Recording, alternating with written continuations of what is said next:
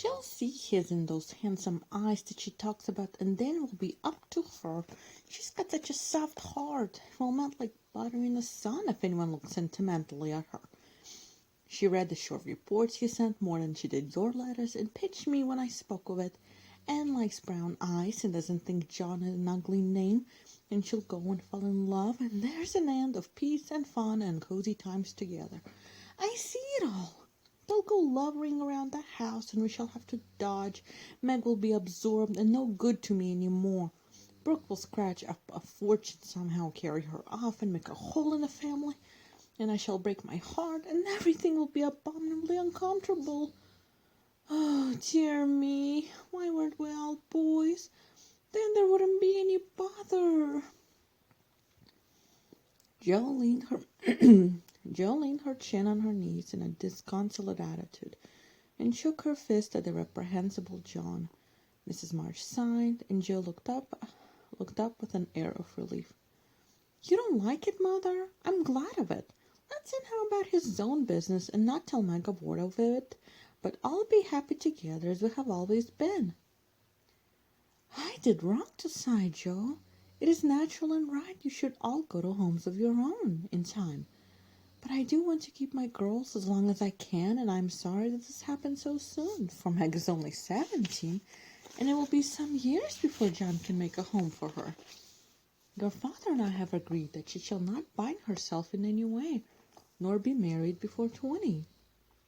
If she and John love one another, they can wait and test the love by doing so.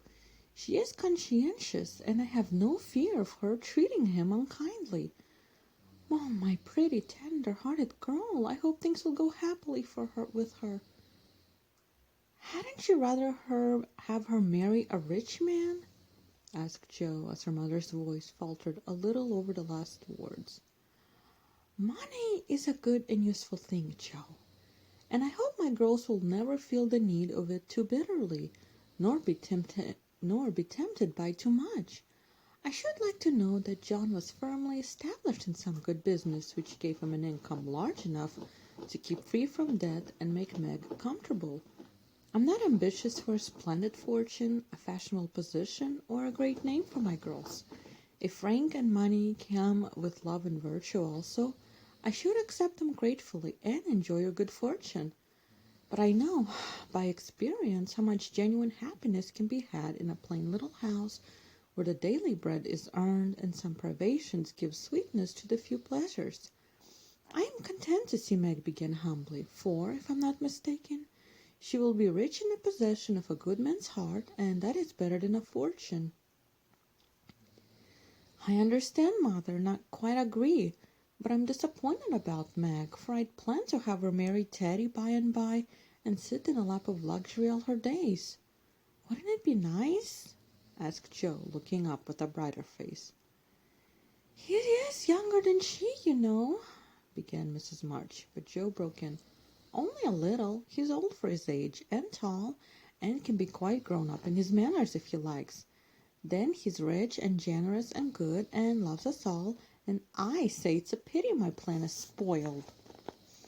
I'm afraid Laurie's hardly grown up enough for Meg, and altogether too much of a weathercock just now for anyone to depend on. Don't make plans, Joe, but let time and their own hearts make your friends.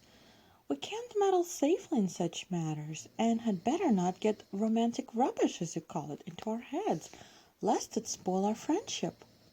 Well, I won't, but I hate to see things going all crisscross and getting snarled up when a pull here and a snip there would straighten it out. I wish wearing flat irons on our heads would keep us from growing up. But buds will be roses and kittens, cats, more's the pity. What's that about flat irons and cats? Asked Meg as she crept into the room with the finished letter in her hand.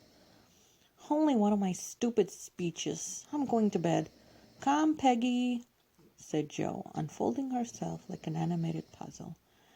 Quite right and beautifully written. Please add that I send my love to John, said Mrs. March as she glanced over the letter and gave it back. Do you call him John? Asked Meg, smiling, with her innocent eyes looking down into her mother's.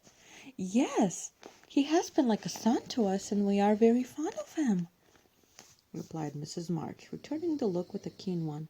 I'm glad of that. He is so lonely. Good night, mother dear. It is so inexpressibly comfortable to have you here, was Meg's quiet answer. The kiss her mother gave her was a very tender one, and as she went away, Mrs. March said, with a mixture of satisfaction and regret, she does not love John yet, but will soon learn to.